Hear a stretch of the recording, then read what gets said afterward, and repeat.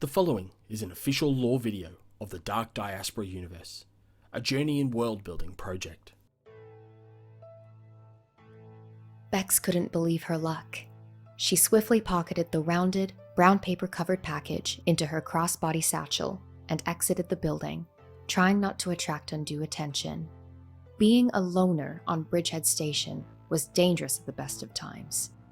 Born of the gen vats that even 6 centuries later continued to pump out humans from long-frozen embryos, loners were without family. That made them extremely vulnerable. Many, like Bex, had fallen prey to the false promises of the gangs that were the effective masters of the station. She had performed enough unspeakable acts in her 19 years to last a lifetime. She had little desire to be subject to their control again, so soon after fleeing. So as she exited the building into one of the thousands of winding smog-filled alleys that snake between the makeshift buildings, she did her best to disappear into expansive crowd. Bex donned her black breathing mask and covered her head with the hood of her brown sleeveless tunic-style top. She stuck to the streets, weaving between people, auto carts, and the free artificial carbo and protein vending machines dotted throughout. Her form was lithe and nubile, perfect for navigating the cramped bustle of the station's streets. It was then that she noticed a figure in a full-length black coat and his own breathing mask behind her. She had clocked him several times over the past week, referring to him as Mr. Dark. That confirmed it. She was being tailed. Rapidly darting to the left, Bex effortlessly scaled a haphazard pile of storage crates and mounted one of the heat exchange generators. Slinging her satchel to her back, she then climbed the service ladder, lining a series of thick pipes that twisted there around the different levels of the ring-like station. As she reached the top, she could feel the artificial gravity fields between this floor and the one above interact, creating something of a null space. Positioning herself, she kicked off against the pipes and began to float through the air. As she did, she peered down to see Mr. Dark below, frustrated as she floated into a noxious gray and black smog cloud gathered near the roof, all but disappearing. She drifted for only 15 seconds before a wall appeared before her. Grabbing hold of another ladder, she climbed down into a cramped crawl space between 2 buildings and away from the prying eyes of the streets.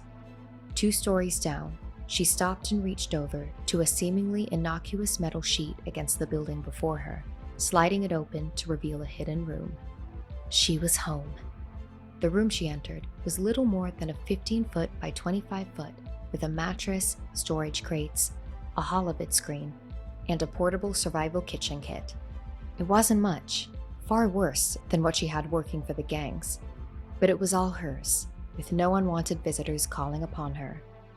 She turned on her solitary light and eagerly sat on her mattress to remove her prize. Eagerly peeling off the wrapping, she gasped as the delicious treat within was revealed. It was an apple, a real apple, likely sourced from one of the few remaining operational greenhouses to supply the upper echelons of station society with naturally grown food. Bex had never had one before, and as she bit into its glossy red skin, she immediately delighted in its sweet flavors and crisp textures. It was heaven. Earth may have been lost, life might have been hard, but in these few previous moments, it was very much a life worth living.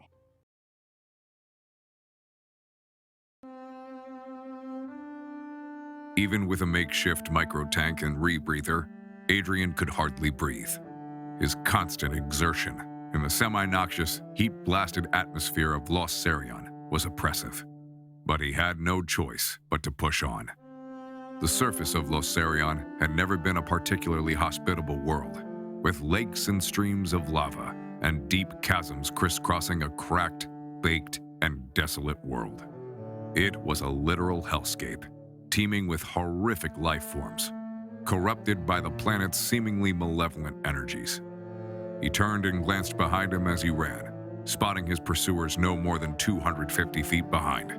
He had clocked them early in his escape, 3 bounty hunters hired by his employer and coalition affiliate, the Takashima Corporation. Adrian had thought himself discreet when stealing the plans. Clearly now his former employer had been fully aware of his actions. He had no choice, he justified to himself. The reality of the subterranean forge world was horrific, with overcrowding, food shortages, corruption, and religious zealotry. And the pollution of the foundries and factories rendered the snaking catacomb-like tunnel cities almost as inhospitable as the surface. The terrain ahead of Adrian was mostly flat, windswept by a never-ceasing gale of superheated air. His mask helped with the worst of biting sand squalls, yet he grimaced at the constant needle-like pain on his few patches of exposed skin. He bounded up a slight incline and reached the top of a small mound. He paused for a moment to catch his breath. Los Serion's above-average gravity was debilitating, even after so many years. Yet, he soon realized his folly as 3 las rifle blasts whizzed past, striking the ground around him. As he ran once more, he scanned his surroundings. There was little cover available to break his pursuer's line of sight. Yet he did notice a lava flow about 150 feet ahead of him. As he approached, he saw it was a tiny tributary no more than 6 feet across. It would have to do. He made a break for the flow, trying to preserve what energy he could on his approach. With the flow less than 30 feet out, he quickened his pace as much as his exhausted body would allow, and leapt from the near edge of the lava stream. Propelling himself through the air was a tremendous feat of strength, fueled only by the inevitability of his certain doom should he fail. It was a moment before gravity reasserted itself, and his feet soon found purchase on the hard surface. Tumbling forward, he rolled up to his feet in time for 3 more blasts to whiz past his head. Yet, Adrian did not look back, bounding forward not only to escape his pursuers, but to get clear of the blast. For as he ran, he reached into his pocket and retrieved a remote detonator, pressing the switch. The small charge he had dropped on the bank of the lava flow before his jump suddenly detonated, its explosive force enough to punch a reasonable-sized crater into the terrain. As lava began to slowly fill the pock-marked crater, Adrian turned to see the 3 pursuers reach flowbank, unharmed from Adrian's attempted subterfuge. Frustrated and disappointed, he felt his remaining energy depleted. It had been his final gambit. Yet, as he chastised himself, the lava lake that fed the flow he had hurdled moments before suddenly erupted. Molten magma was thrown clear into the air and strewn across the landscape as Adrian was knocked back. It wasn't an explosion. It was a morgue. The giant tentacled creature, 60 feet in height, writhed in anger at the disturbance to its slumber. Its vast array of mangled and writhing tentacles, dripping with lava, gesticulated wildly in the air. Fortunately for Adrian, he was far enough away from the lake to not be in danger. His pursuers, however, were not so fortunate. One of the creature's tentacles lashed out at the bounty hunters, who immediately fired on the creature in shock and fear. The blasts did little but further anger the morgue, and soon a tentacle had grasped the 3 men. Adrian could hear their screams of agony as the barbed tentacle tore and burnt its way through their armor, clothes, and finally flesh. And within moments, the 3 had slumped to the ground, forming smoky piles of charred ichor. It was then that Adrian noticed a ship flying overhead. It was his ride. With hope recharging his otherwise spent energy reserves, he turned from the nightmare scene before him and ran towards the landing free flagger vessel. As Adrian approached the ship, its hold now open to receive him, the irony of his situation was not lost on him. For as much as Los Serion had cost him everything, his family, his home, his job, his hope, it had also just saved him from inevitable torture and death. The compact did not take kindly to spies. As the ship returned to the skies, he slumped to the metallic floor beneath him, reaching up and removing the mask covering his face, and taking his first breath of cool, crisp air in over a decade. Even if the Janfarians refused to pay for the compact weapons plans he had stolen, he thought to himself, passageway from the hellhole of Los Serion was more than sufficient compensation.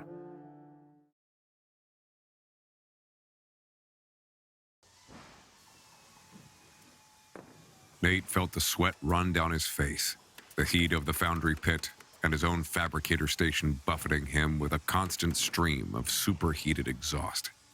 He had learned to dress for the role, wearing a hooded duster jacket made from the hide of a lava worm to protect him from the worst of the heat, and his face was covered by a makeshift cloth mask, a valiant, albeit futile attempt to prevent the myriad of noxious fumes from entering his lungs. Nate's station was one of 12 in a fabricator unit that ringed the floor opening to the foundry levels below. From the pit in the center, an endless line of fabricated parts rode a squealing conveyor belt to each of the fabrication stations before returning to the fiery depths. Nate was at Station 6, his regular spot. From here, he controlled a cutting laser that trimmed the metal hull plate used on one of the more common brigs in the compact. His role was simple. He just pressed a button as a plate approached, and the laser's red glow illuminated his face as superheated metal fragments and offcuts were cast into the air. Nate glanced over at the Station 5 operator to his left. That was Reggie's, an older Latin man that was the senior fabricator of the crew.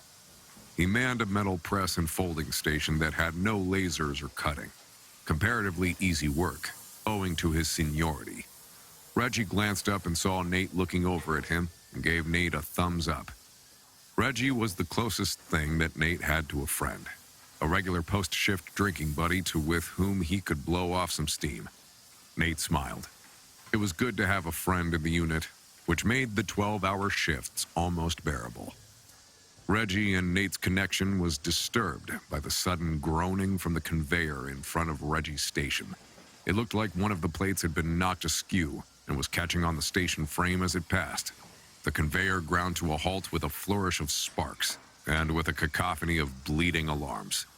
Nate saw Reggie sigh heavily. There was a process for addressing a conveyor blockage, requesting an intervention crew and waiting for their typically delayed arrival.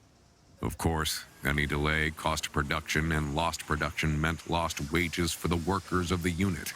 So, Reggie did what all of them had been informally encouraged to do by the supervisors and managers alike, and attempted to remedy the problem himself.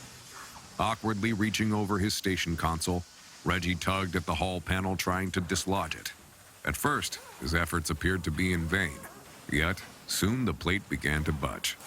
Nate was relieved when he saw Reggie's plate move back into place, and within moments, conveyor alarms were silenced, replaced by the whirring of belt gears once more. Yet, as Reggie attempted to right himself back up in front of his station, Nate saw the older man's body jerk to a halt before being roughly dragged by the conveyor into the metal folding mechanism.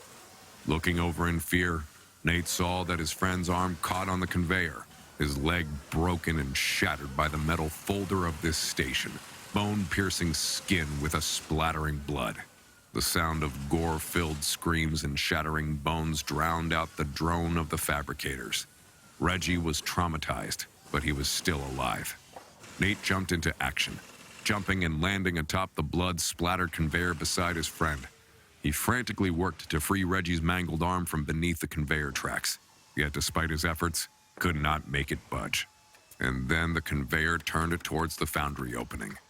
Growing increasingly frantic, Nate spotted a handheld laser cutter over on one of the central workbenches and ran to retrieve it. With Reggie now less than 10 feet from the foundry entrance, Nate steeled himself to use the cutter on his friend's arm. Yet, as he went to activate the laser cutter, nothing. The laser failed to appear.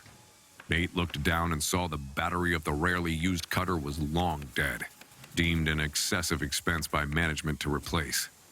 Realizing his fate, Reggie grabbed his friend by the collar. He pulled Nate down to him, his face but inches from his own, and smiled before expending the last of his strength to catapult Nate off the conveyor just as it dipped down into the foundry level below. Nate fell backwards, hitting his arm on the metal platform. Yet he immediately sat up just in time to see his only friend in the world dragged below to a literal hell. A series of sharp, agonizing screams, even more terror-filled than before, echoed from below as Reggie was subject to nameless industrial tortures. Then, there was silence. Lying there for a moment in abject shock, Nate barely noticed the entrance of his sweaty supervisor, followed by 3 of the intervention crew. The supervisor approached Reggie, his bulbous face remorseful, yet with a stoic mask, and reached down and helped a distraught Nate to his feet. The supervisor slowly walked Nate over to Station 5, which was covered with the blood spatter of his now dead friend, and patted the young man on the shoulder before speaking in an apologetically upbeat tone. "Congratulations on your promotion to senior fabricator."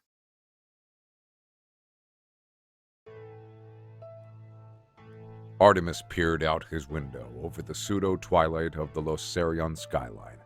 His view was broadly uninterrupted, with his sub-branch of the main Larthos catacomb zoned for exclusive upmarket residences and fine abodes of the planet's corporate elite. Artemis, or Artie to his small clutch of friends, was the scion of one of the large megacorporations that had effective carte blanche over the world's economy. This position allowed Artie to lay claim to a spacious 5-bedroom apartment in the Rose Garden branch of Western Larthos. The branch was unlike the mostly smog-filled industrial catacombs of the city. Instead, luxury residential complexes lined the tunnel walls, with manicured parks and sculpture adorned and boutique-lined plazas. An energized barrier field at the highly secure entrance to the Rose Garden branch helped to isolate the airflows of the 100,000-strong community from the unpleasant odors and semi-noxious fumes associated with the economic productivity of the world. It was around dusk when Artie stood, his favorite fruit liquor in hand, staring contentedly over the community below. The artificial lighting strip that brightly illuminated much of Rose Garden from the top of the tunnel had begun to steadily fade over the past 30 minutes. Even now, thousands of autonomous transport vehicles on the main highway cast out a captivating dance of headlights, a stunning visual ballet of brilliant illumination that heralded the end of the workday. At least, it was the end of the workday for those at the top of the corporate ladder. For the majority of the workforce, dusk simply signified the change between day and afternoon shifts, with a never-ceasing 24-hour global economy grinding on day after day, year after year. All who called Rose Garden home all knew nothing could ever be allowed to halt the constant thrum of the planet's prodigious techno-industrial production. The compact and their own prosperity depended on it. Of course, industrial production was a dirty business, and automation could only take the world so far. Yet, in a universe where employment opportunities were scarce and survival far from certain, the relative productive prosperity of Losarion meant there was never a lack of eager newcomers. Sometimes, however, the reality of hard work failed to live up to the unrealistic expectations of comfort and passivity of residents. Most turned to faith in the expert and ubiquitous guidance of the Tarvan Covenant to give their life meaning and purpose. Yet some, in their folly and misguided desperation, turned to violence and sabotage. As Artie finished his drink, he was momentarily confused by an autocar screeching to a halt on the highway several miles in front of him, causing a cascade of traffic congestion to immediately build up behind it. His confusion was almost instantly shattered by a sharp crash of metal from the back of the autocar, and the telltale trails of military-grade rockets flying upwards towards the ceiling of the tunnel before striking against the hardened crust of rock. Artie reactivated his neurocybernetic implant, referred to as a Nexus, and accessed otherwise encrypted real-time feeds from the branch's private police and emergency services. Images flooded his mind, visions of growing structural cracks in the rocky ceiling, of a vast network of active lava flows and small, naturally forming tubelets, snaking through the rock like fiery capillaries. It was then he realized the rocket attack was just the catalyst of disaster. The deep groan of cracking stone and creaking metal echoed from above and caused Artie's apartment to shudder. He watched in horror as the attack-induced damage spread, forming a large chasm, like an open wound that glowed with a fiery aura against the dimly lit night of the branch's lighting. Then, the lava began to pour. Striding purposefully from the window to his stylish glass desk, Artie swiped with his hand to activate the interactive holo display through his biometric link. He had recently been elected a member of the Rose Garden Community Council and used his executive authority to activate the Cave-In Protocol. He glanced back out his main viewing window of his apartment, now augmented by a heads-up display. He witnessed a new icon-framed object emerge from below the highway and tracked its rapid rise against the tunnel's skyline towards the lava flow. He waited a moment before the anti-gravity-assisted pod activated near the chasm opening, revealing a rapidly expanding hemispherical dome of reinforced metallic and ceramic composite. Catching the falling lava stream as if it was a giant bowl, the dome continued to expand outward and upward to fully engulf the chasm, and soon its edges were steadfastly secured against the rocky ceiling above. The immediate threat negated, Artie turned his focus to the unfolding disaster below. The lava that had already poured down into the tunnel branch had set fire to much of the highway, before flowing over the edges of the elevated road. Flames spread throughout the underpass areas of the tunnel, threatening the critical utilities and functional systems. Power supplies began to flicker in some districts, while automated fire suppression systems, which doubled as artificial rain dispensers, activated, slowing the spread of the lava-fueled flames. As the fires began to subside and the angry glow of the lava faded, attention turned to the numerous magma creatures that had traveled down into the tunnel with the flow. Emergency response teams were already en route, their bullet-shaped flying vehicles cruising through the sky and deploying well-armed teams to combat the alien menace. The nightmarish creatures of black and red glowed vibrantly, their form a messy tangle of countless fiery tendrils that frantically searched the open world before them with a ravenous desire to consume. Smoke enveloped the monsters as they moved with frightening speed, attacking buildings, infrastructure, trees, and even people. Anything they could digest with the aid of their flames. Within minutes, the sounds of hyper-accelerated cryo shots from combat teams began to echo across the branch, putting down the creatures. Artie stood in shock at his window, peering out over a vastly different vista than he had surveyed with much contentment only minutes earlier. The destruction, the violence, the burning, and the death had carved a scar into the neighborhood, and with it, Artie felt his heart harden with anger. As he witnessed the devastation, he swore to himself he would find those responsible and bring them to justice. And if sympathetic elements of the lazy and ungrateful populace of the world hid the perpetrators from him, he would make the people pay dearly for the audacity of threatening the lives and well-being of the elites of Losarion.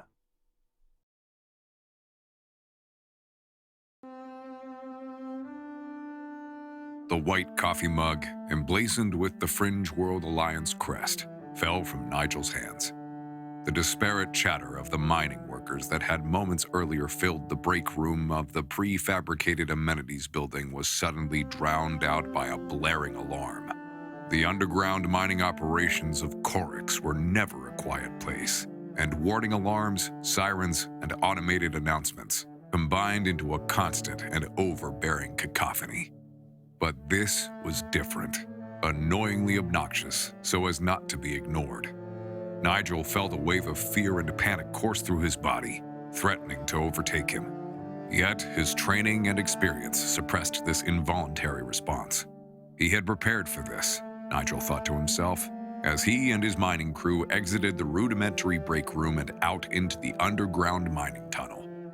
The tunnel in which they emerged was an expansive void, the broadest extent of a major rare earth ore vein Nigel's crew and several others had been working on for the best part of a decade. The gray stone walls had been roughly hewn by chewing mining equipment, and the ceiling was supported with steel-reinforced concrete pylons and micro-anti-grav manifolds. The void was 150 feet in diameter and had proven an ideal location for a forward staging base for the mining operations. Nigel and his crew exited the amenities building and peered up to the tunnel ceiling above them, surveying the stone for any signs of danger. They all knew what the whooping and droning alarm meant, and within seconds, Nigel had spotted a sickly green discoloration in the center of the tunnel ceiling, with an oozing viscous liquid dripping into a rapidly gathering puddle on the compacted stone and dirt floor. And then, the slime puddle began to move. "Slime seep!" Nigel yelled, pointing to the slime. The crawling slime, mindless in its ravenous hunger, moved with shocking speed towards a nearby concrete pylon. Nigel wasted no time, ushering the men and women of his crew of 10 towards the far end of the tunnel opening. As they ran, he watched as the slime reached the bottom of the nearest pylon before effortlessly climbing upward along the pylon shaft. It was then that Nigel saw the crack. It had been over a year now since Nigel and the other crew leaders had reported the deterioration in the pylon casings. Cracks had begun to emerge in recent years as the concrete reached the end of its life, but the mining office of Fringe World Alliance had rebuffed their request for replacements, rating the structural integrity of the pylons as sufficient and the chances of a seep 3,600 feet below the surface as impossible. Clearly, they were wrong. The climbing and grasping slime pool, one of several that had now gathered from the seep breach above, made its way straight to a large crack in the concrete casing. Within moments, the steel beam within the pylon was eagerly consumed by the slime, dissolved and absorbed by the alien biological with discharging heat. And then the pylons began to fall. Nigel and the crew were halfway to the emergency capsules by the time several of the pylons began to buckle. Without the support of the pylons, the micro-manifolds were insufficient to retain the weight of the stone ceiling, and soon, the small seep breach grew into a large chasm. And then the trickle of slime turned into a torrent, just as Nigel and his crew reached the emergency capsules. The ravenous slime poured into the void of the mining tunnel like a flood, a wave of gurgling green flowing into the space and eagerly crashing against the mining equipment and the prefabricated structures of the mining base camp. Nigel held open the hatch-like door and the emergency capsule and ushered in his crew, all while watching the wave of slime flow towards him. He saw other crews, whose leaders had been less responsive to the alarm, engulfed by the wall of slime, their screams of pain and agony from their sudden envelopment and consumption heard over the echoing of the slime's utter destruction of the camp. Nigel escorted the last of his crew into the capsule and then stepped in himself through the opening, closing the hatch behind him and activating the anti-gravity arrays of the capsule. Nigel was forced to his knees from the sudden levitation of the capsule as the slime finally reached its target, the green wave seemingly cresting upwards and over to envelope the capsule. Yet, the alien biological could not make contact with the capsule's metallic surface, with tiny anti-gravity manifolds spread evenly across the spherical surface of the capsule, acting as a type of force field and buffering against the creature's desperation. Other capsules, filled with desperate crew teams, friends, and work colleagues of Nigel, were less fortunate. Several did not have time to close the hatch or activate the anti-grav fields. The slime was ruthless in exploiting the crew's delayed response and consuming them and their capsules within moments in a display of mercilessly efficient consumption. Of all 6 emergency capsules, Nigel was the only one to survive the onslaught, and soon it autonomously maneuvered itself away from the slime and towards the surface through the rest of the mining tunnel. Nigel crawled over to his seat and pulled down on his safety harness, allowing himself to take a deep, steadying breath for the first time in minutes.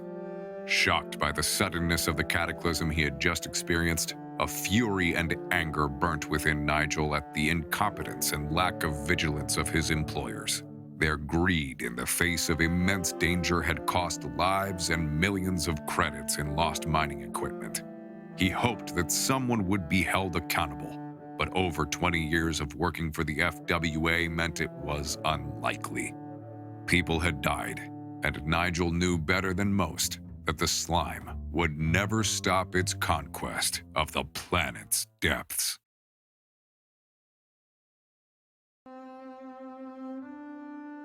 An iridescent kaleidoscope of exotic particles momentarily illuminated the otherwise dark velvet fabric of high orbit. Yet the vibrant lights dissipated almost as soon as they had flashed into existence, replaced by the ramshackle and mismatched metallic form of the FMS skipjack. The Free Flagger ship, like most in the galaxy, had a roughly cylindrical frame, owing to the surplus scatterpod at its core.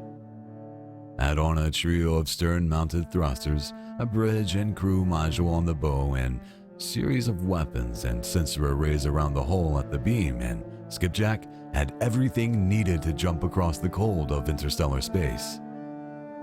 Captain Hector, sitting strapped to his command chair, brought his hands to his face, attempting to massage away the residual effects of the fog in his system. Yet the dose this time had been small, as the last leg of Korik's Gullitor run had been only a short jump from Fringe World Alliance capital of Olzovin. His crew, a mix of eager rookies and grizzled veterans, buzzed with excitement at the prospect of a new contract. Despite its comparative unpleasantness, Korik's was home to untold riches, and Hector was eager to help free the world of its rare Earth resources. Yet finding markets was never easy, given the relative isolation of Korik's and the alliance from the other major powers.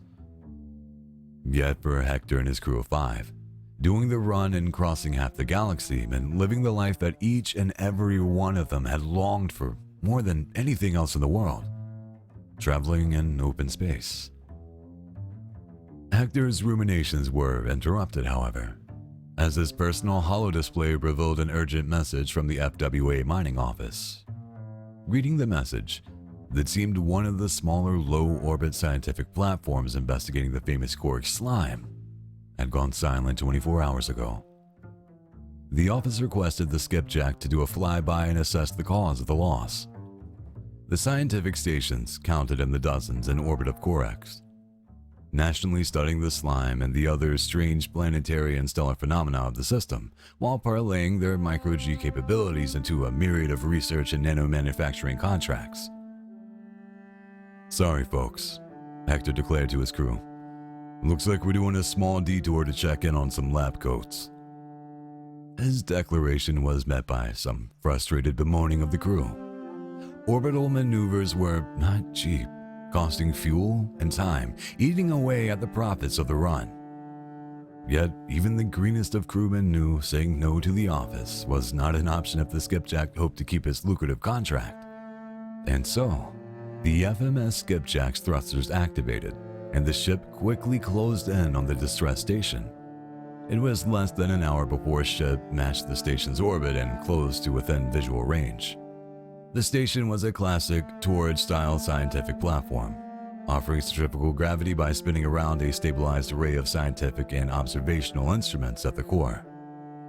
Yet, as the Skipjack approached, Hector could immediately tell that something was amiss. The station's spin was far slower than typical, and its tilt was askew. And as the station turned before him, it became apparent that several of its external hull sections had been compromised or were showing signs of significantly weakened structural integrity. An alarm suddenly sounded on the bridge, and Hector turned to see a sensor officer adjusting the main bridge display. Before him, the captain could see one of the weakened hull segments of the station, a small box reticule on the HUD highlighting a tiny breach from which appeared to be a trickling small stream of green liquid in the void of space. Hector knew it was a slime contamination. "Go astern full, Miss Cassandra, and withdraw 500 clicks," Hector urgently ordered his helmswoman. His view remained fixated on the stream of green slime. "Master Seige," he continued, directing his attention to his comms officer. "Report to the office a code red contamination event at the station. All hands presumed lost. Tell them we are implementing an immediate quarantine response." The ship's approach shuddered to a halt, no longer closing in on the station, and soon the distance between the ship and the station began to grow. Finally, Hector turned to his gunner. "Master Rogers, arm 4 heavy ICDs with tug packages and ready to fire on my mark." More bemoaning echoed through the bridge. ICDs were expensive, though Hector was pretty sure the office would reimburse him for his expenses. It was only a few minutes before the captain issued the fire order, and the 4 intelligent combat drones launched from the Skipjack's belly-mounted weapons bay and raced towards the derelict station. As they approached, The nose fairings of the drones peeled away to reveal a series of grappling-like claws where the explosive warhead would normally be. And instead of exploding on impact, the 4 drones slowed and attached themselves across the small station. "Commence the orbiting burn," the captain ordered, and he and the crew watched as the engines of the 4 large drones flared once again, and soon the station began to accelerate away from the skipjack and down towards the thin atmosphere of the planet. For it was not possible for the skipjack to destroy the contaminated station in orbit without risking a Kessler syndrome-style cascading slime contamination across other stations and orbital platforms. Instead, deorbiting and atmospheric re-entry was the protocol, and the large 4 ICDs were more than a match for the small hulk of the station. Breathing a sigh of relief at the passing of the immediate danger, the captain returned to his holodisplay to reissue the command to the navigational computer to head to the resource cache as, in the distance, the heat of re-entry began to tear and burn at the station's remaining superstructure. As the skipjack began to climb in orbit, the captain and crew once again returned to the previous state of anticipation. The promise of credits excited the captain and the crew alike, and despite the dangers of Korix and the run, the rewards were too tempting to pass up. Yet, as the jovial environment on the bridge returned, all remained completely unaware of the danger they were in. For a small speck of slime, no larger than the head of a pin, had already lodged itself on the forward hull and was ever so slowly consuming the metallic plating and growing. The contamination had spread.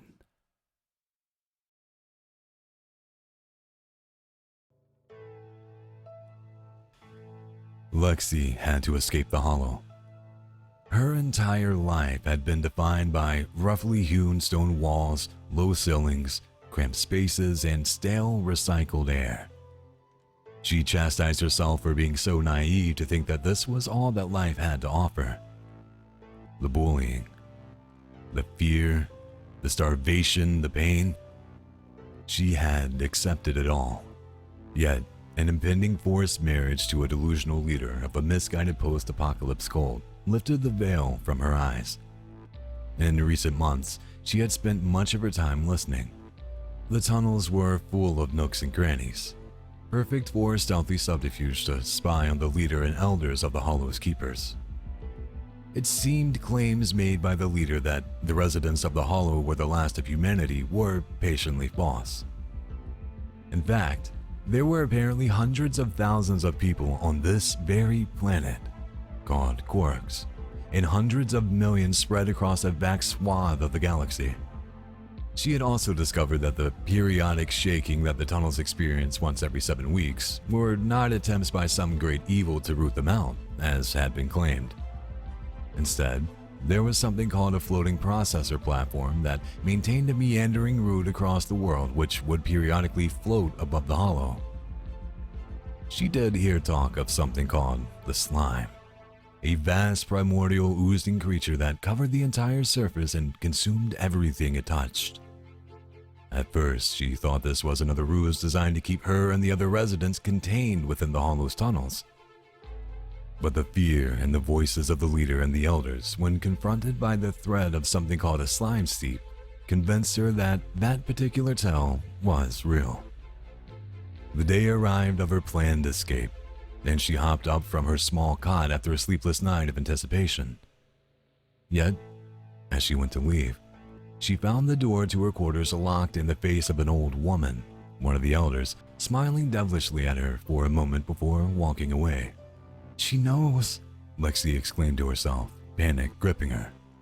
Her mind raced at the thought, trying to identify what gave her away. Maybe it was the dirt on her hands from her digging, or her unexplained absences over recent weeks. Or perhaps they simply meant to confine her ahead of her impending nuptials. Yet, a resolve washed over Lexi. She had spent her entire life in the hollows. A simple locked door was never going to contain her. She rushed back to her cot and jimmied open the air vent on the wall. There inside was a small bag containing a face mask and a breather, a coat, and some gas canisters. The vent was now also her way out. She squeezed into the narrow entrance before pulling close the vent cover behind her. It was tight, but her lithe and undernourished form moved easily enough. She crawled like she had when she was a child. Her memories of the vent network flooded back into her mind, and soon she found herself looking down into a storage room from the ceiling above. Just then, an obnoxious alarm began to echo throughout the hollows. Her escape from the quarters had been noted. No doubt she was now being hunted.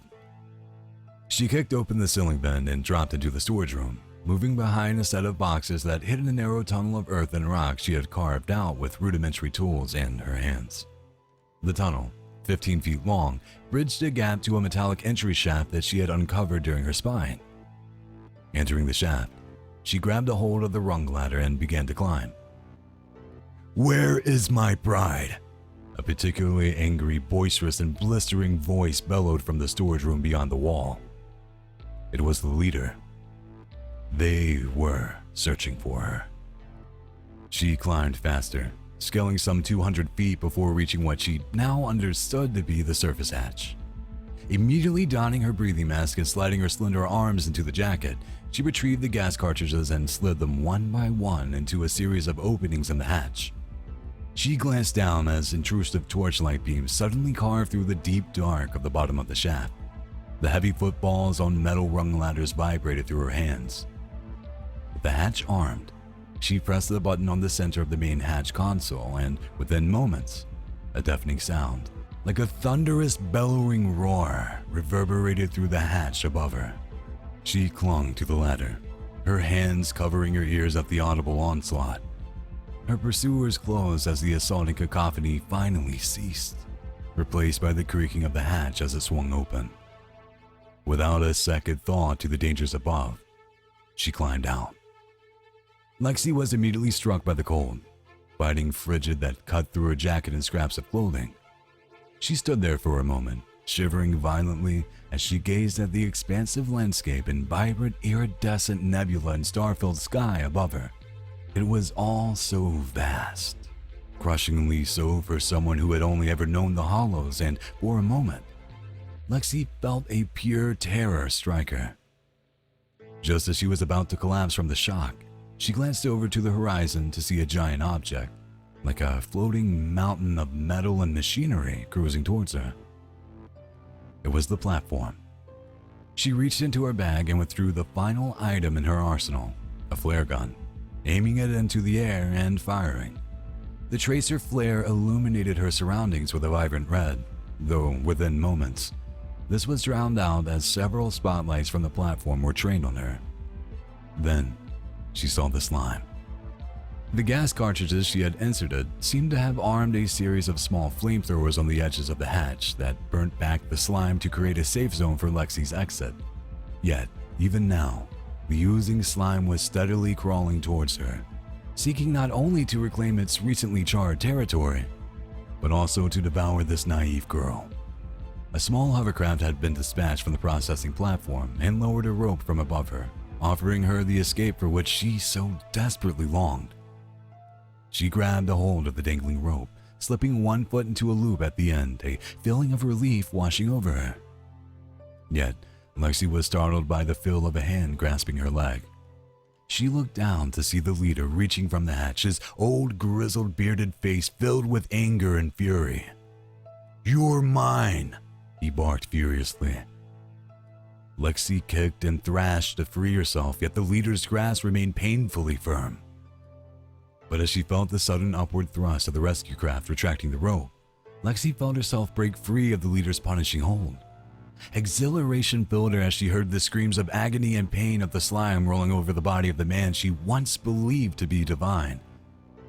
And as she was pulled aboard the hovercraft, she witnessed the slime poured into the open hatch, flowing down into the shaft with a reckless abandon. Lexi smiled. There was much in the hollow for the slime to devour, the last vestiges of her now former life.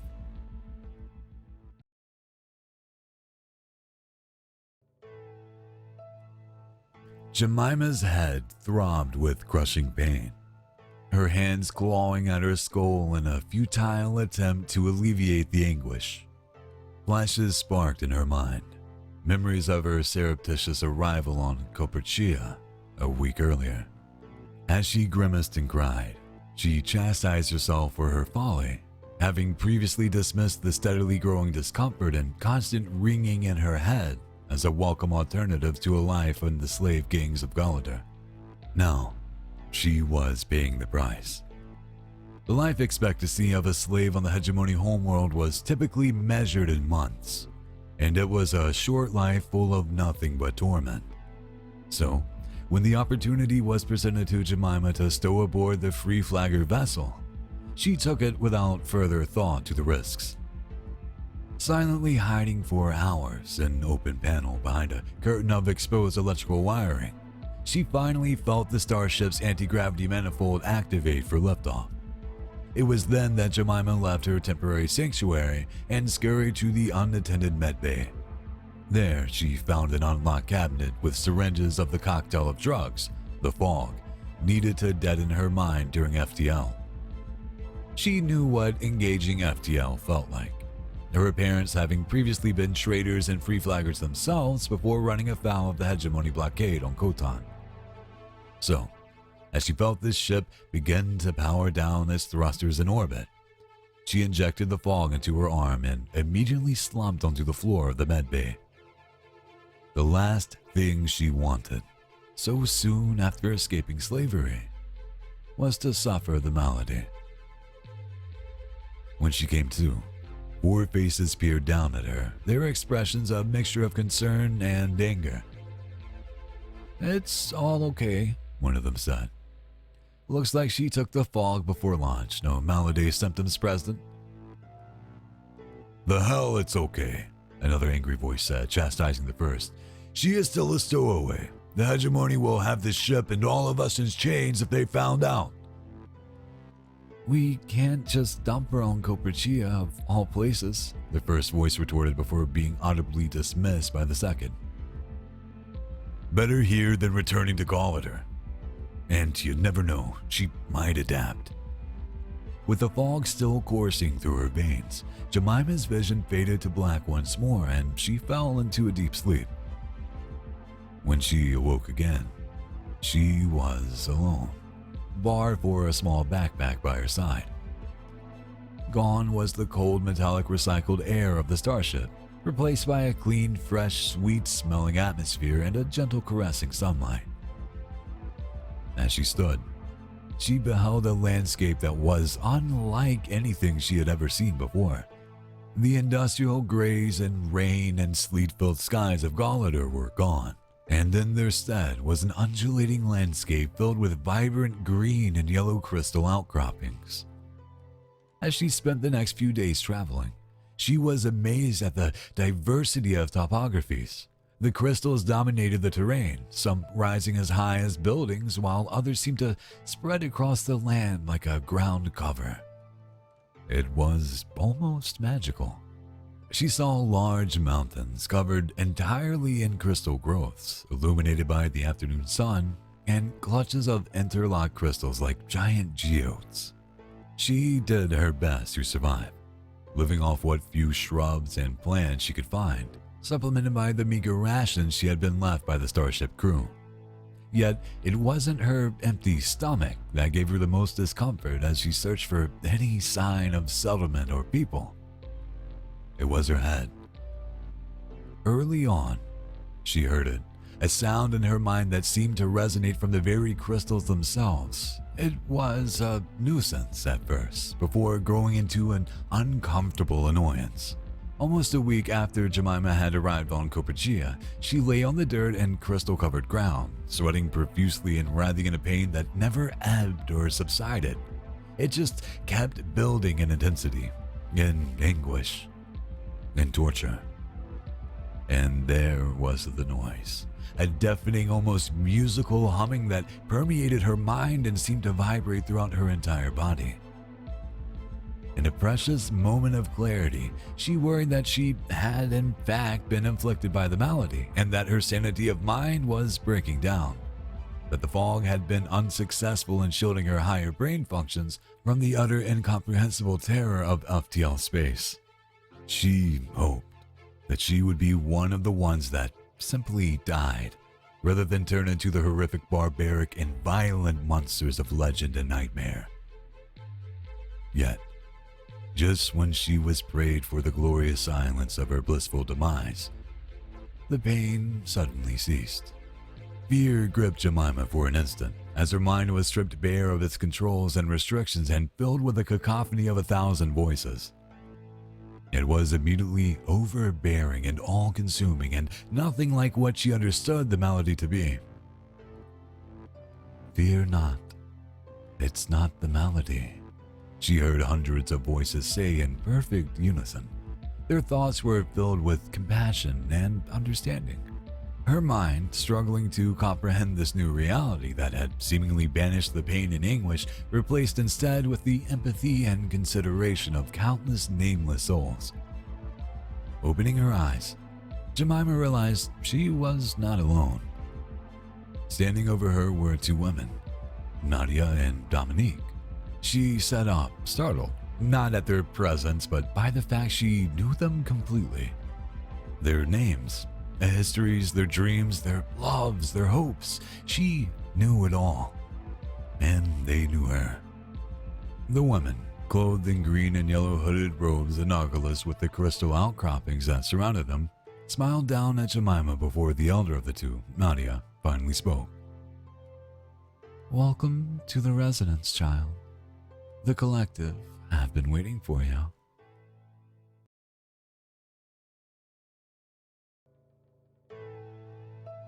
High orbit above Coperchia was typically a busy place. Docking free flaggers' vessel, visiting diplomatic skiffs, passing security patrols, and arriving pilgrimage flotillas usually filled the dark void above the green crystalline world. But in this moment, the space above Coperchia was eerily empty. Even the capital city of Caelid, a beautiful blend of crystals and metal that gleamed brightly in the afternoon sun, was strangely quiet. No transports, no industry, no activity at all, at least on the surface. The subterranean levels of the capital, normally given over to the utilities and systems required to keep a high-density urban form functioning, were now crowded with people. Many of them, families with children included, clutched armfuls of precious and personal belongings as they were ushered by green and yellow-robed figures towards makeshift holding areas. The underground crystal caves were never meant to serve as a bunker and refuge, but they would have to make do. It was at that moment that the empty skies above Coperchia were suddenly filled with hundreds of spacecraft emerging from FTL. And these were not the ramshackle and piecemeal retropods favored by cost-conscious free flaggers. No, these were purpose-built combat starships, all with matching silver and red painted that glimmered in divinity's light, hulls emblazoned with the emblem of the Tarvan Covenant. Within moments of the fleet's appearance, communication screens and devices across Caelid and the wider planet were adorned with the same emblem, heralding a tinny electronic voice. "Attention, heretics of Coperchia. I, Grand Deacon Marcellus, hereby charge the collective with the continued and unabated proselytization of a false religion with the wanton denials of the teachings of the Covenant. For these grave sins, and for your refusal to respond and acquiesce to previous writs of censure, Coperchia were to be subjected to orbital bombardment. You have 1 minute to communicate your surrender. Repent and be saved from certain death. May the void have mercy on your souls." And with that, the voice went silent, replaced with a simple yet ominous digital countdown showing 60 seconds. A wave of fear rippled across the hive mind of the world, tangibly affecting each and every member of the collective and causing many to cower. At their core, the residents of Coperchia were pacifists and spiritualists who dared not fight back. Yet, in the churning sea of fear and concern were islands of resoluteness, of hope, and steadfast conviction. These minds were sought out and elevated, their feelings promulgated to all linked through the great crystal network of the world. It was less than 10 seconds after the broadcast ended that the previously cowering populace of the Coperchian Resonance Collective stood up in defiant unison, their stoic and angry faces turning in the direction of the hundreds of points of light that represented the Red Fleet of the Tarvan Covenant. The response from the collective, from the world of Coperchia and all who dwelt there, was silent, wordless and invisible. Yet for the acolytes, deacons, and novices that manned the fleet, it was a response to which most would never fully recover. This is the collective. You have brought threats of war and destruction to our world. We will not surrender. Instead, we will show you the consequences of your actions. We will show you who you truly are. What followed was a level of violence never before perpetrated by the collective. Not a single weapon was fired or a hand raised. Yet the violence, the horror, and the brutality was absolute. With the aid of the crystalline network, the collective reached out into every single mind of the Covenant crews and assaulted them in the conscious realm. There the crews were subject to seemingly endless rounds of vindictive cruelty, where time had no consequence. They not only witnessed, but partook in barbarous and heinous acts so real and immersive, it tapped into their primal urges and laid bare their inner savagery. Depraved and malicious concepts filled their every thought, and soon, even that most resilient and stalwart lay quivering on the ground, terrified and unresponsive.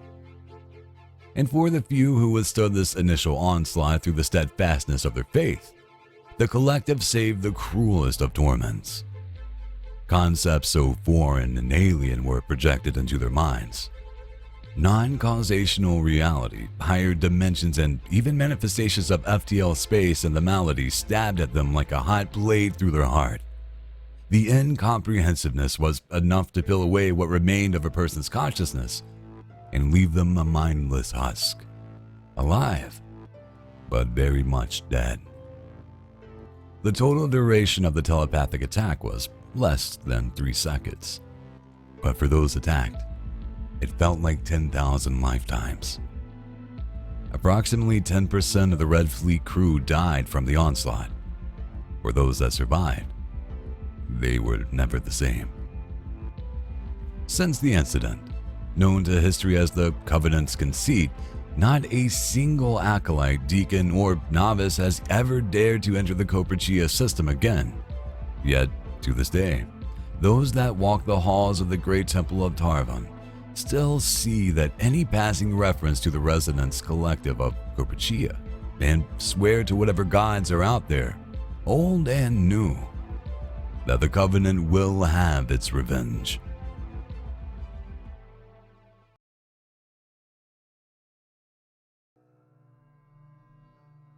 The emerald green vista laid out on Joshua's view screen was even more remarkable than his most fervent hopes.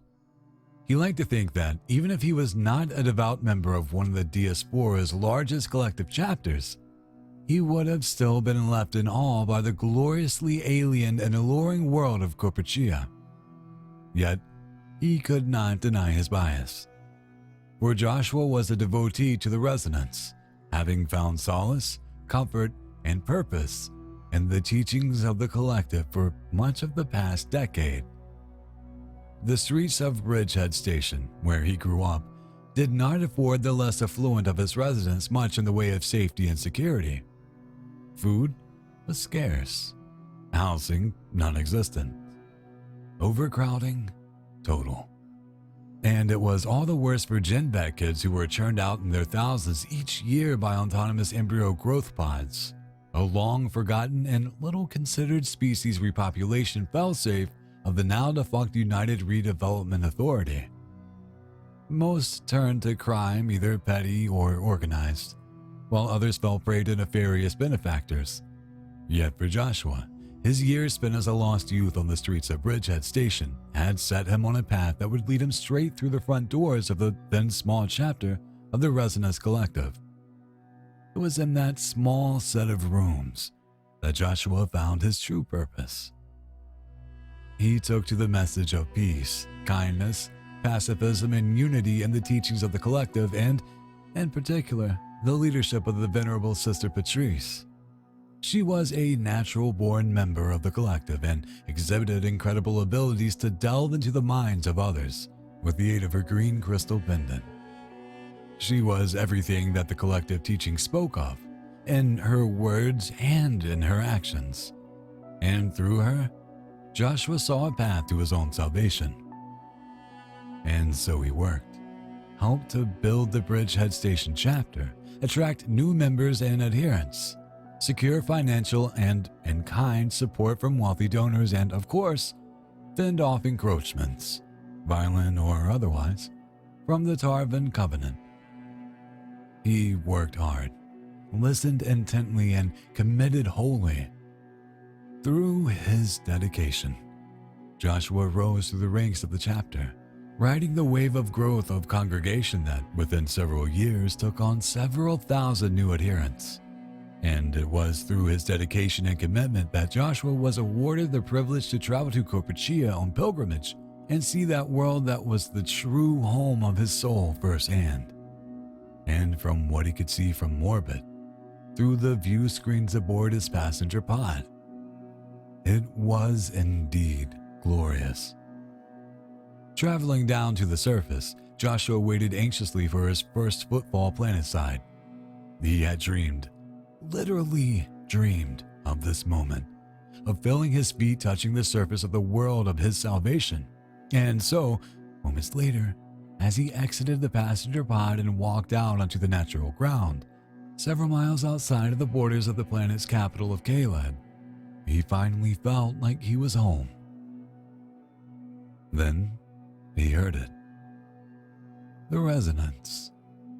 It was barely perceptible, as if sitting just outside the audible range for human hearing, but he could hear it, or more appropriately, feel it. A soft, ringing pressure that seemed to echo within his mind and body. He cried at the feeling, at the sensation of being enveloped by the aura of resonance. He paid little attention to the ground crew and guides as they began to usher him and the rest of the pilgrimage away from the pod and in the direction of small floating shuttles to carry them to the capital. He was too engrossed by the enormity of his presence on Corpuccia, his proximity to the giant crystalline structures that dominated and defined the landscape. And then he ran. Making a break from the pilgrimage, backpack slung over his shoulder, Joshua broke free from the orderly procession to the shuttles. Evading the grasping hands of the guides and ignoring the pleas from his fellow pilgrimage members, he laughed with a joyous glee that he had never before experienced. He was finally free to escape into the wilds and undergo the arduous task for which he had spent much of the past decade thinking: the ritual of acceptance. As he ran, the passenger pod and pilgrimage site quickly fading into the background, Joshua sighed in relief at finally being alone on the world of his dreams. He walked the land, bathed in the waters, and caressed the cool, vibrating surface of the crystals. He did his best to consume everything the world had to offer him, in the hope, no, the certainty that he would soon be accepted into the resonance itself. It was 2 weeks before the body was found, located by a scouting party from Kaled tasked with tracking down the devotee of the Bridgehead Station chapter. When found, the body was cold to the touch, dead for several days. The body was curled up on the ground in the fetal position, sticky, coagulated streams of blood staining his ears, eyes, and nose. The body was quickly collected and taken for a solemn burial in the Field of Martyrs before being laid to rest. There, a small headstone carved from the green crystal of the world was placed at the head of the freshly covered grave. There was no name, no inscription, just the symbol of a green crystal flower on a white field that was the emblem of the Resonance Collective. Was exactly how Joshua would have wanted it.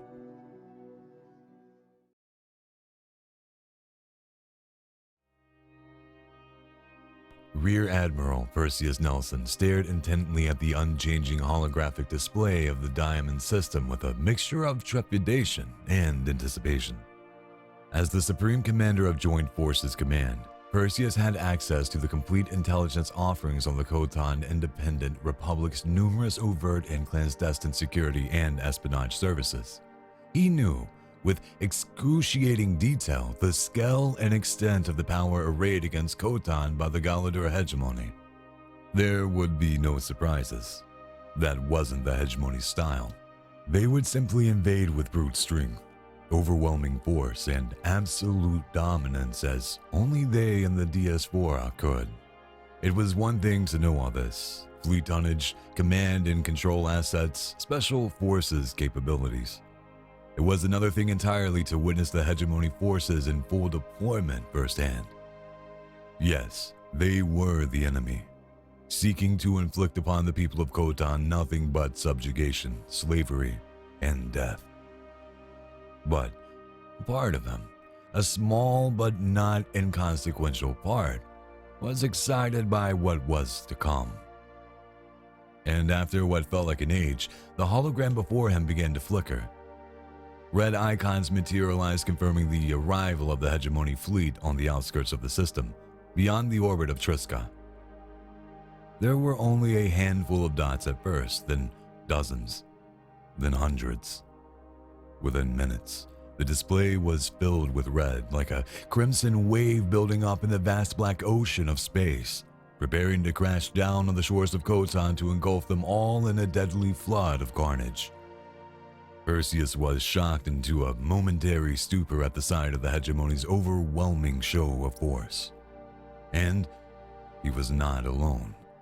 Yet for the rest of the Joint Forces Command and other detachments, brigades and wings in the field, their shock of the hegemony's dominant arrival immediately began to warp into implacable fear and perilous doubt.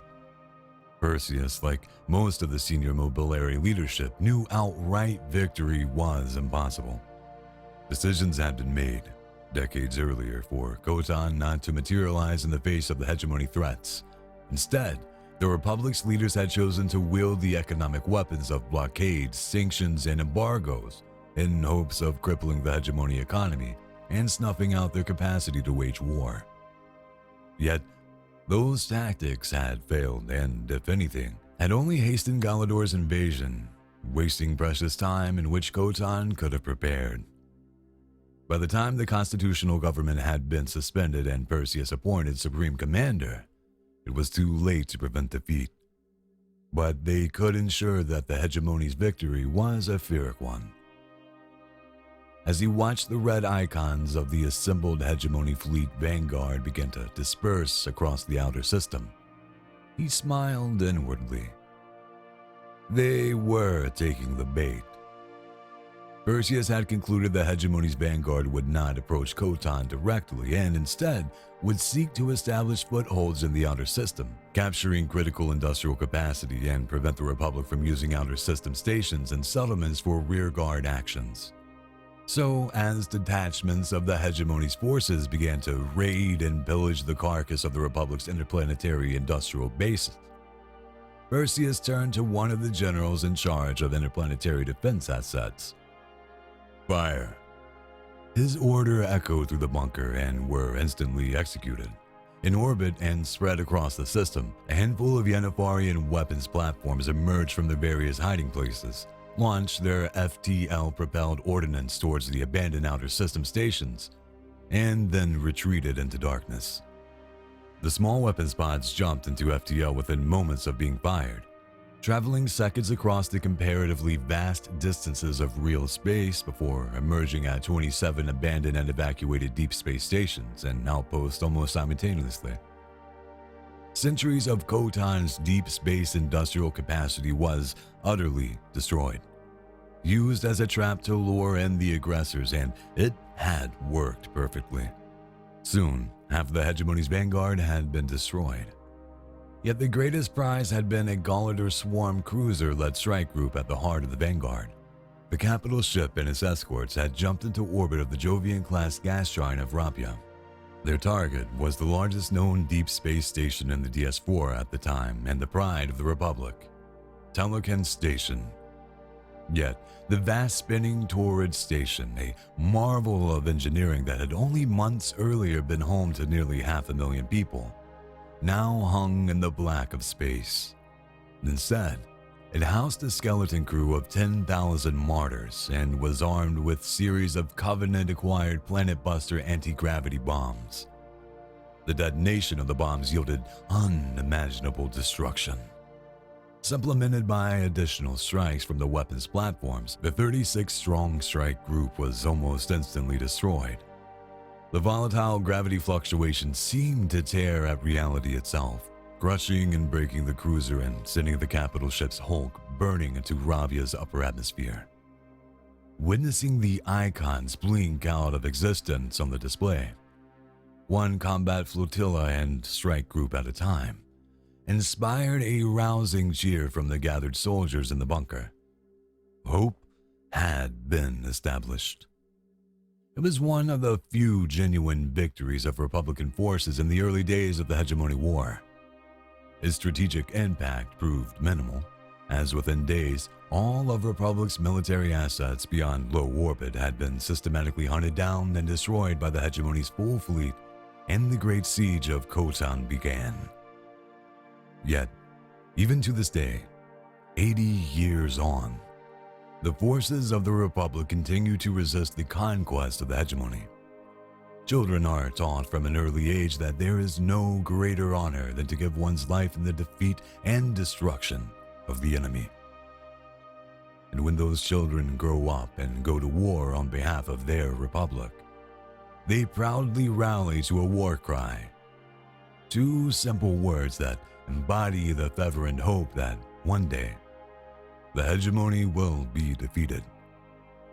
Remember Talocan.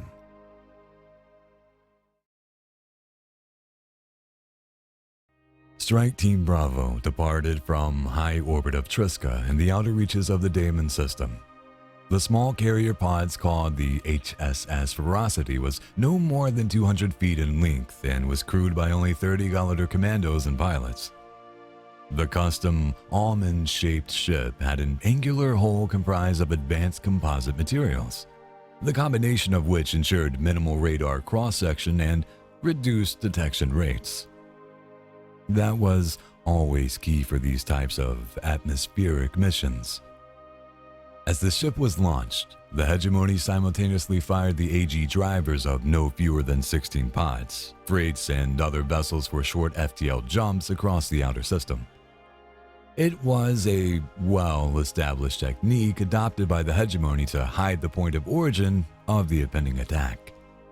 The Republican forces on Khotan would know an assault was inbound, but from which of those 17 total jump points was unknown. The minds of Ferocity's crew was drenched in the fog as the ship traveled the 6 minutes of FTL to the exosphere of the moon of Khotan. Upon arrival, a vibrant blast of exotic particles signaled the ship's presence, though its sleek form helped it continue to avoid direct detection. The Ferocity, however, did not wait for the vast low-orbital weapon platforms of the moon, known colloquially as the Halo Network, to target lock them. And so, the ship rapidly plunged into the thick atmosphere, fire and flames scorching the whole of the carrier ship as it entered its area of operations.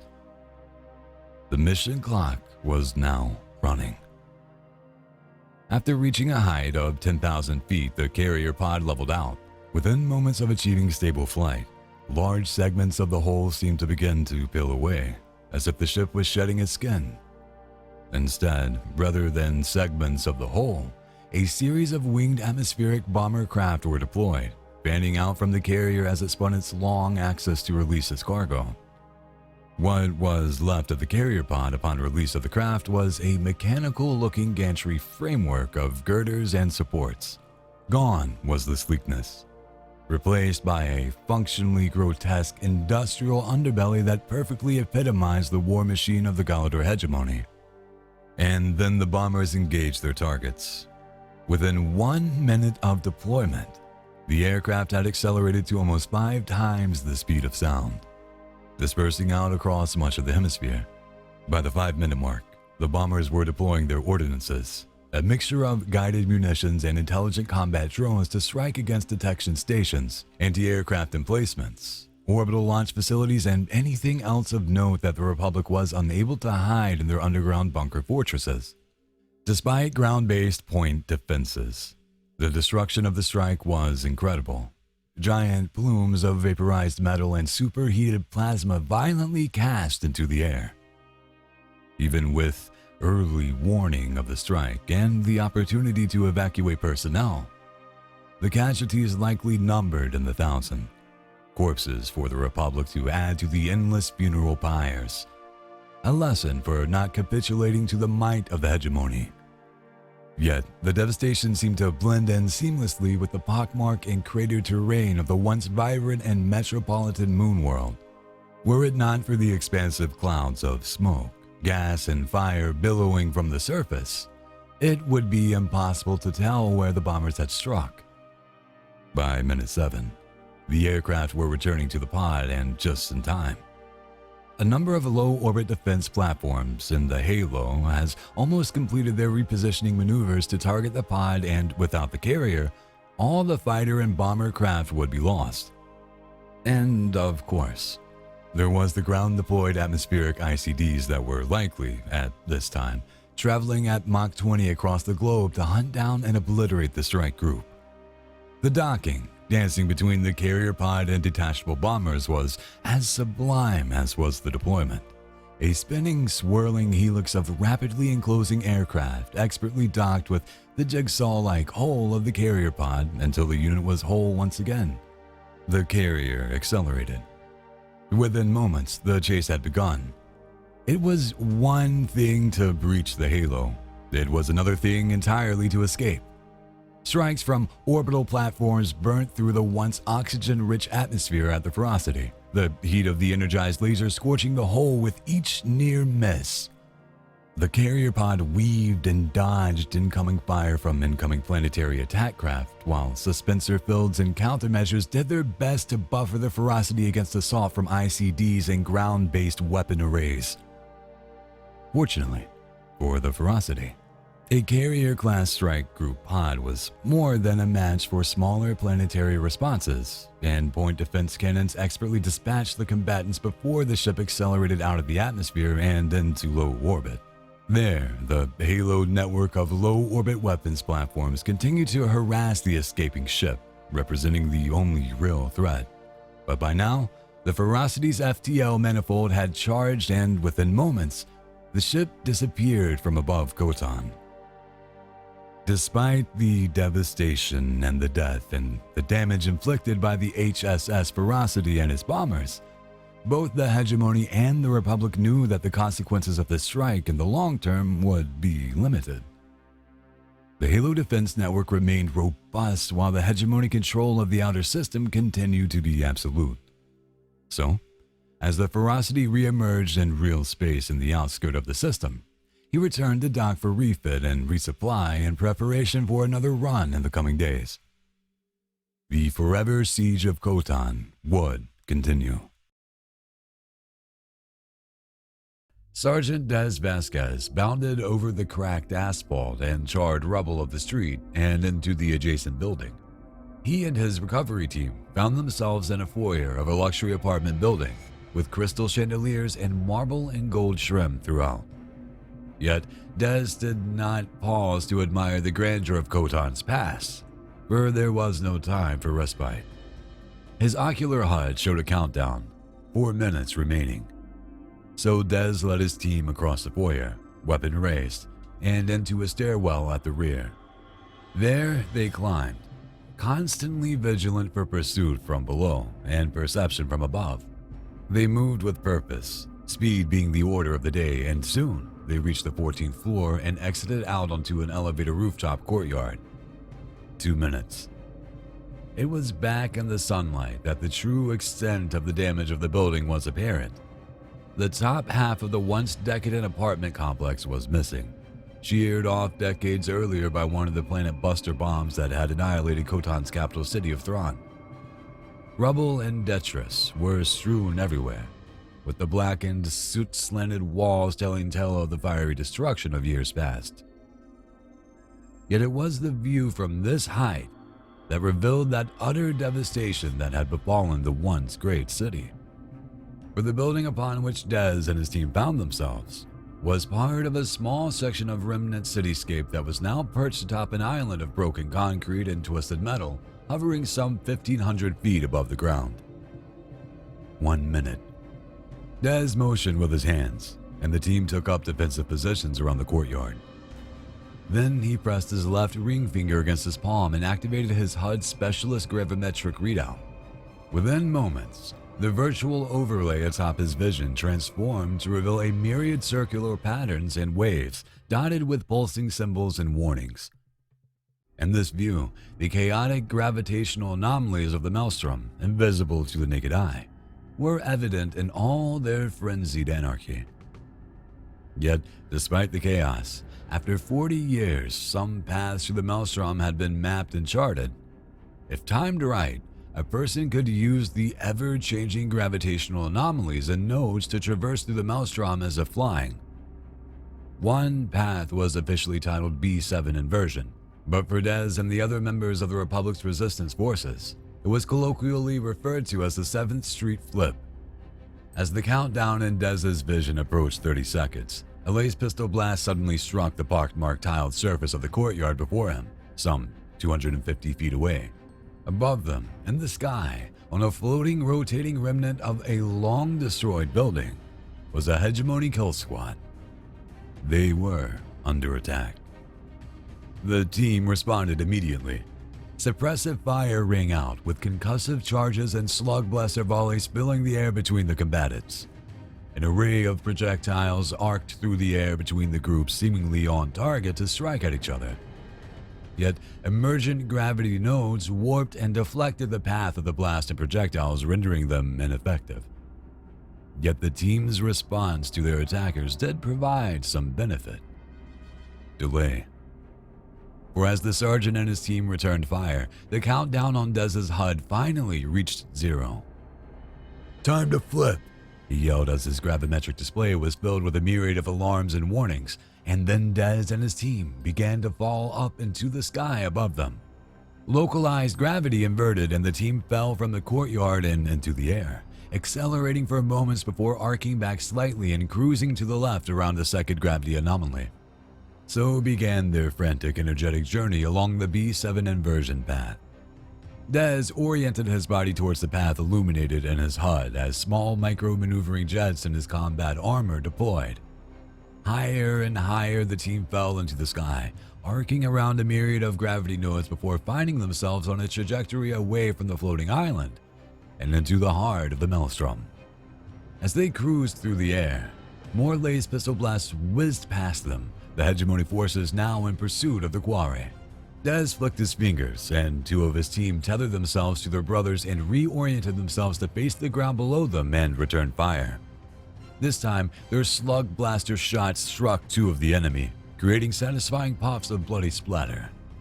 The lifeless bodies tumbled out of control, falling into one of the larger anomalies to be crushed by pseudo-gravity into a crimson mush. Yet the remaining pursuers did not relent, and Dez knew that within seconds, the Hegemony kill squad would be close enough to engage in hand-to-hand combat. With the Hegemony kill squads renowned through the Diaspora for their martial combat capabilities, Dez hoped to avoid the convergence of their forces. As both groups continued to arc and swoop around unseen gravitational anomalies within the floating debris field, a proximity alarm blared on his HUD. They were not alone. "Brace!" Dez yelled through his comm system. A black angular starship, no more than 200 feet in length, suddenly materialized before them. The immediacy of the appearance of the Free Flagger blockade runner in the low atmosphere of the moon sent out concussive blasts in the atmosphere like a thunderclap. While the Republican forces maintained their course, The suddenness of the ship's emergence caused the startled hegemony formation to shatter and careen off course. The threat had been neutralized. Des returned his attention back to his HUD and noted the path beginning to arc back down towards the ground on a ballistic trajectory. They were exiting the Maelstrom. As the team passed by the starship at the effigy of their flight, a small set of parcels were jettisoned from the ship's belly-mounted ICD bay, and then, as soon as the ship had arrived, it departed. The drop had been perfect, and Des and the team were able to easily grab a hold of the netting-covered packages as the soldiers began their rapid descent towards the surface. As they cruised towards the ground and to their extraction point, their personal anti-gravity fields activated, bringing them in for a soft landing. Within moments of landing, a second ship, this one a small atmospheric transport, appeared on the horizon and rapidly closed in. It was only when they were all on board, packages in hand and en route to Joint Command headquarters, did Des finally allow a smile to cross his face. They had them. The devices. They would finally take the fight to the hegemony.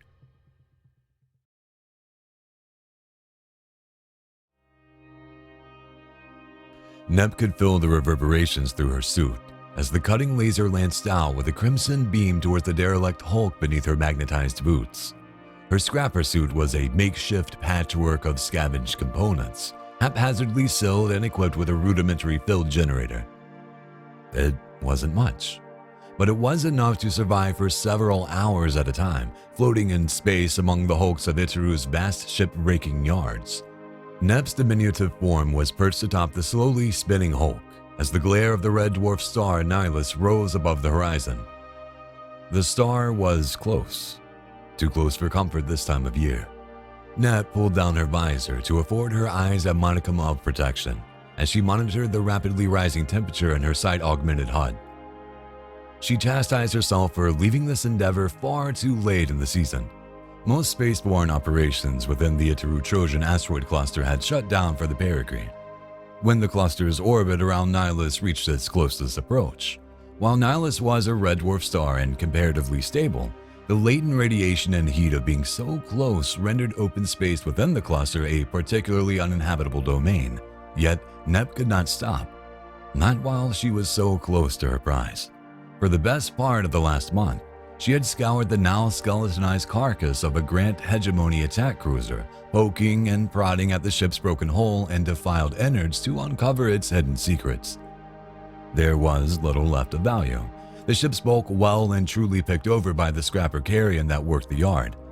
But she knew there was something that had been missed, something of particular value to those in the know. A trio of Hegemony encrypted transponder devices. While the exact locations of the transponder devices had been a closely guarded military secret, a well-placed bribe to a former Hegemony officer on the dwarf planet of Danos and some intricate and surgical disassembly of select hull plates had revealed the most imperceptible signals of the inactive transponders. She had already secured 2 of the package-sized devices, stowing them in her backpack and keeping them on her at all times. And then she found the third. As a particularly stubborn hull plate was removed, she spotted the spherical casing that protected the transponder. She dropped her cutting laser lance, allowing it to float tethered to her hip, and leaned down. She unscrewed the casing to reveal the small electronic gyroscope assembly of the encrypted transponder, immediately grabbing it, stowing it in her bag. She allowed herself to smile. That was 100K of compact credits right there. But not sooner than she had taken possession of the final 3 transponders than a heavy laser rifle blast seared through space and struck the ship beside her. Give up the goods, Neb, or you'll die out here in the black. A gravelly toned voice threatened over her personal comm. Neb gritted her teeth. It was a rival. Dexter. There was no chance she was just going to give up her prize. Neb instinctually released her magnetic boots and allowed the force of the explosion to propel her into space away from the Hulk. Activating small microjets in her boots, she arced around the ship, staying close to the hull and using its bulk as cover, as more volleys were launched in her direction. Within moments, she had disappeared into the black shadow of the slowly spinning ship. only for a pair of lights, like a set of illuminated eyes, to break the darkness. And then a small craft, no more than twice as big as Nep herself, accelerated away from the ship. Nep cruised in her personal astrojet craft, itself a mangled contraption of discarded parts. But what it lacked in aesthetics, it made up for in sheer speed. Accelerating rapidly away from the derelict hegemony cruiser, her precious packages now securely stowed, she peered down at a small radar screen. 3 perusers, all in similarly personal craft, were making chase. She chastised herself for not being more present, for letting the excitement of finding the third of the transponders distract her from the inherent dangers of the yard. But she wasn't done for yet. Despite her astrojet's acceleration, her 3 pursuers were closing in.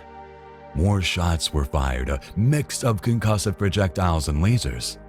Yet Nep dodged them with ease, swerving and arcing around wrecks and hulks with a fluid ease born from a lifetime spent in space. She raced away from the nearby Osiris spaceport that functioned as the base for the sector and deeper into the yard in the hope of losing her pursuers. Out here, in amongst the wrecks, there were few rules and even fewer that were enforced. It did not help that salvage could not be officially claimed until you were on board the station. Until then, Nep's prize was fair game. Nep continued to accelerate until she was holding the other astrojets at bay, but she knew there was only one way to really lose them. She moved towards one of the massive hulks, the Apis, an early mass colony ship that was synonymous with the yard and the Fall's Edge. Several miles in length, the Apis had been one of the first ships to arrive in the Nihilus system 2 centuries earlier. Even now, its deconstructed remains were so large that it would undoubtedly survive the perigee and remain within the cluster, unlike much of the yard's current derelicts that would be soon pulled away from the Lagrange point and plunge into the star. Nep continued to swoop and swerve towards the Apis, offering no clean target for Dexter and his partners. As she approached the ship, she did not slow and plunged straight into the interior. Following her instincts, she turned left sharply before weaving through a maze of girders, gantries, and support. Her pursuers instead slowed significantly as they approached the hulk, believing that Nep had gone into hiding inside the Apis with the hope of waiting them out. But as soon as they inched into the cavernous interior of the hollowed-out colonial relic to flush out their quarry, Nep's astrojet came shooting out of the stern of the ship, accelerating rapidly in a straight shot towards the Osiris station. Later, boys. Nep laughed over the comms as she cruised away from the Apis like a bullet from a gun. Dexter and his crew swore at her and argued to each other, much to Nep's delight. They went to turn and make chase, but they had lost too much momentum and there were no catching Nep's astrojet. Within minutes, Nep was docking in one of Osiris Station's small hangars, bringing her astrojet to rest in the artificial gravity before opening the top of the craft and climbing out, bag in hand. There, waiting for her, was a well-dressed man named Stefan, a business owner and industrialist of note on Danis and an avid collector of interesting artifacts. Or so he told everyone. But Nep knew the truth, that Stefan and his colleagues would find a trio of encrypted hegemony transponders particularly useful for the mission. She walked over to him and presented the backpack with a smile and an expectant handout. He opened the bag and returned her smile gleefully, immediately handing over a credit disc before passing the bag over to what looked like a Free Flagger crew member who hurried out of the hangar. The man's face beamed. "Thank you, Scrapper. You may have turned the tide of the war."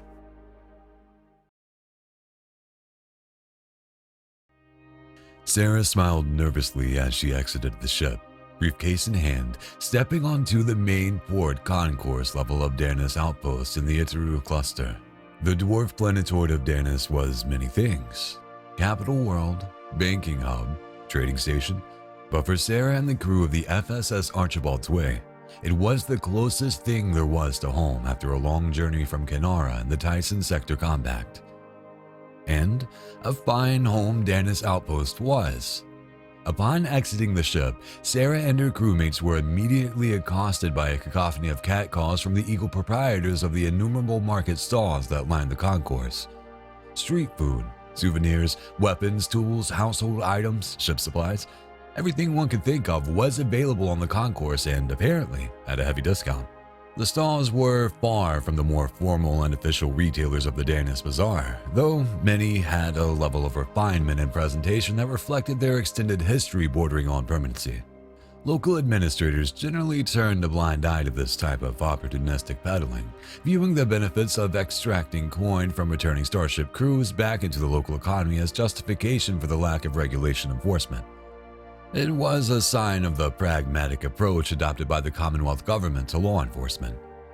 She glanced at the stalls as she walked and saw a purveyor of various types of mild narcotics, natural and artificial recreational drugs from innumerable worlds, many of which were illegal in the major and independent powers. Sarah, like most of his free flagger brethren, relished the freedom she had in Fall's Edge. Personal choice, including the right to make your own mistakes, was a privilege far too often quashed by the rampant authoritarianism of the diaspora under the guise of necessity. There was, of course, the ever-present specter of organized crime. Several major criminal houses, some with dealings across worlds of the western half of the diaspora, had a significant presence in Fall's Edge. Rather than simply tolerating this criminal presence, Commonwealth authorities had encouraged these syndicates to incorporate, providing the houses with a degree of legitimacy. In return, the Commonwealth collected copious taxes and made sure their local activities never strayed into areas that represented a threat to the Fall's Edge economy or governance. The soft touch to regulation and law enforcement didn't mean the many freedom-loving residents and organizations of Fall's Edge weren't constantly pushing the boundaries of legality. Smuggling of even the limited number of prohibited items and substances was particularly common, and authorities were always on the watch for those flagrantly flouting the limited restrictions the Commonwealth imposed. As the crew of the Archibald's Way left the stall-lined Fort Concourse, Sarah clocked a heavily armed squad of Commonwealth enforcers, an elite group of paramilitary police. Sarah pretended to ignore them, to go about her business as a freshly returning free flagger captain and a crew seeking some R&R. But instinctually, she grasped at the metal briefcase, cuffed to her wrist, tied her in their presence. Maybe that tiny response was enough to raise the suspicion of the enforcers, for as Sarah and her crew passed, the squad turned and slowly began to follow them. Sarah led her outwardly jovial and relaxed crew to the red light district of the port's commercial precinct and past one of the innumerable free clinics dotted throughout the outpost. It wasn't lost on Sarah and most of the residents of the Commonwealth that the free healthcare and subsidized housing they enjoyed were in part paid for from the taxes of incorporated criminal syndicates. And it was a contact at one of these syndicates, referred to as the Trust, with whom the captain of the Archibald's Way was to deliver her package. The red light district was home to a vibrant mix of upmarket bordellos, expensive restaurants and high-end casinos mixed organically with less refined brothels, dive bars, and gambling houses. It was also a common haunt for starship crews, renting cheap rooms in the many taverns and boarding houses of the area, affording them convenient access to delightfully sinful pleasures of the district. The district streets were bustling with activity as Sarah continued forward, so sensing an opportunity, she picked up the pace of her walk, expertly weaving among the crowds in an attempt to lose her tail. She gave a small gesture with her hand and her crew immediately dissipated into the crowd in various directions in an effort to sow further confusion. And it worked. Sarah ducked into a small alley between a lively bordello and a budget gambling house and walked briskly toward a hole-in-the-wall speakeasy called the Blind Tiger. She was sure she wasn't being followed as she entered the dimly lit jazz bar-style room with relaxed melodic tunes being played by the house band. Feeling more secure, Sarah immediately headed to the long bar lined with bottles and carafe of all manner of alcoholic and mildly hallucinogenic beverages. There she ordered a Martinelli Spritz, an effervescent drink named for the royal house of Somayaji in the Tyson Sector Compact. Strong, fruity, and refreshing, she took a quick sip to relax her nerves. Yet, as she went to pay with her credit desk, the barkeep waved away her offer, pointing instead to a well-dressed, bespectacled, dark-haired man sitting at a small table behind her. It was the trust agent. Turning to see the man, Sarah smiled and walked over to him, taking the empty seat opposite him before surreptitiously uncuffing herself from the briefcase and sliding it towards him on the ground beside the table. Immediately reaching down to collect the briefcase, the agent unlocked it with a key around his neck and opened the case slightly ajar, enough to examine its contents. There inside were neatly arranged packets of vibrant orange, brown, and red powder called sandbloom, a powerful hallucinogen and mind-altering narcotic harvested from the orange and yellow sands of Kenara and on the Commonwealth's prohibited substances list. The man closed the briefcase and smiled at Sarah before raising his glass to her. As he did, Sarah noted the ship's local coalition bank account balance flash up on her vision overlaid HUD. 50,000 credits added to the ship's account. She raised her glass back to him before taking another sip, a long one this time. Pleasure doing business with you. The liquid in Esna's flight medium was getting hot, uncomfortably so. Being in such close proximity to a star, even a red dwarf, in a personal astrojet was never advisable. Of course, whipping around the gas giant of Achiroe in low orbit at the time of his perigee probably wasn't helping either. His astrojet's cooling systems were operating well beyond capacity, the heat veins on the rear of the small craft glowing bright red from the radiating heat. But it was part of the challenge of the race, a feat not just of speed but endurance in an environment that was uniquely dangerous. No guts, not glory, as the old saying went, and the glory of winning the Achiroe loop was second to none in the Diaspora. Alarm bells rang in Esna's astrojet as a pair of laser blaster shots flew past his craft. He glanced down at a small radar to see that two other astrojets, very different in design to his 20-foot-long oval-shaped vessel, was on his tail. It was Nigel and Jonah, a pair of professional astrojet racers out of the Cernius Passage who had become mainstays of the 6-monthly Achiroe loop races in recent years. Yet while they had honed their sub-FTL racing skills in the famous flux of the Passage, Esna was a local of the Happy Cluster, born and bred in Falls Edge. And this year, he had a secret weapon years in the making. Esna had been maintaining a strong lead for much of the run, effortlessly weaving along the course through the silent stations and asteroids of the Achiroe cluster. The perigee was time when even the most foolhardy dared not to be called out in the open of space, with the gravity well of the star and its baseline stellar radiation enough to incentivize holding up in a local space station or asteroid settlement. This enforced economic hiatus gave the scrappers, spacers, and free flaggers of the cluster plenty of idle time, and so 30 years earlier, the idea of an astrojet race was floated. Now it was the main sporting event of the calendar of Falls Edge, a race of skill, human endurance, engineering innovation, and of course, outright speed. Esna lowered the altitude of his astrojet even further, trying to find that optimal height in which the smaller orbital distance was optimized against growing atmospheric friction of the gas giant. It was a dangerous maneuver, one flawed calculation, and the astrojet would instantly burn up in a momentary fireball of death and destruction. It wouldn't be the first time the loop had claimed someone, and it wouldn't be the last. Yet the shift in altitude and a brief firing of his microfusion jets was enough for Esna to pull away from his pursuers outside of their firing range, at least for the moment.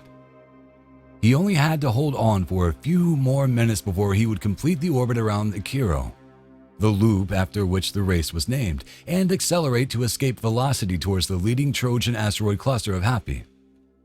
And of course, he still had his secret weapon.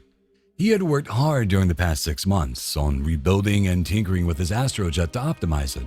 Races were won and lost in the workshop, and what restrictions were placed on the teams of what could and could not be included in the astrojet design.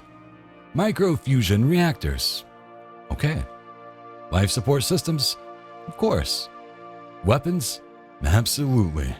But the weight and mass limitations on the craft, coupled with prohibitions on zero-point realization fields, meant that the Achiroe loop was the closest thing to a true sub-FTL space race envisaged in science fiction in the past.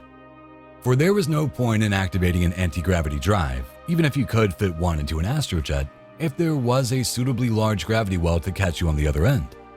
Esna and his small team had worked hard to keep his hidden technological advantage, a revolutionary invention that unto itself had the potential to transform space travel in the Diaspora. Of course, no one would believe him, That he and his small team of semi-professional racers in a derelict hangar in an abandoned zero-G manufacturing station had figured out what the greatest minds and billions of credits spent over 2 centuries had not. So as Nykel and Jonah once again began to close in on him, Esna accelerated his jets and began his transorbital burn towards the leading Trojan asteroid cluster of Hapi and to the finish line. Just as he finished climbing out of the heavy gravity well of Achiroe, he flipped a switch on his controls and activated his secret secondary drive. From the perspective of his pursuers, Esna and his astrojet disappeared, replaced by a chaotic swirl of exotic particles. It was like he had jumped into FTL, a technological impossibility and folly that would have hurled Esna endlessly across the universe until reappearing in a distant star system. And if months, years in FTL didn't outright kill him, the malady would have rendered him a violent monster upon his return to real space. But Esna wasn't traveling in FTL space. He had managed to equip the astrojet with a never-before-seen and tested experimental propulsion system, the interdimensional drive. Activating the drive, Esna and his craft phased into a pocket of extra-dimensional space for less than 10 seconds before returning to real space. Yet gone was the imposing grandeur of Achiroe, replaced instead by the dense asteroid cluster of Hapi and the finish line of the race. Crossing the line, illuminated in his HUD, the ship set off a series of bright, multicolored charges on either side of the victory line, space-borne fireworks celebrating his arrival. The sudden appearance of the craft shocked the gathered onlookers, race commentators, and DS4-wide audience alike. It was the fastest time ever recorded, by the best part of a day, and his sudden emergence at the finish line set off local and later DS4-wide conjecture and media speculation on what had happened. Shortly after crossing the line, Esna was detained and taken into custody under suspicion of having contracted the malady. But having never traveled faster than light in the use of the interdimensional drive, he showed no signs of the developing primal aggression and violent tendencies that defined the great illness of modern space travel. Yet as he sat on the medical cot, allowing himself to be examined, probed and prodded by the gathered medical staff, his mind was all but blank. He had no memory of what he saw in the other dimension, no recollection of the feelings, the sights, the sound of his pioneering experience. Instead, his whole being was engrossed by a palpable sense of dread, seeming to well up from within him. Traveling through interdimensional space may have protected Esna from the malady, but that didn't mean it wasn't home to its own incomprehensible and alien terrors. And now, they knew of humanity. Hey!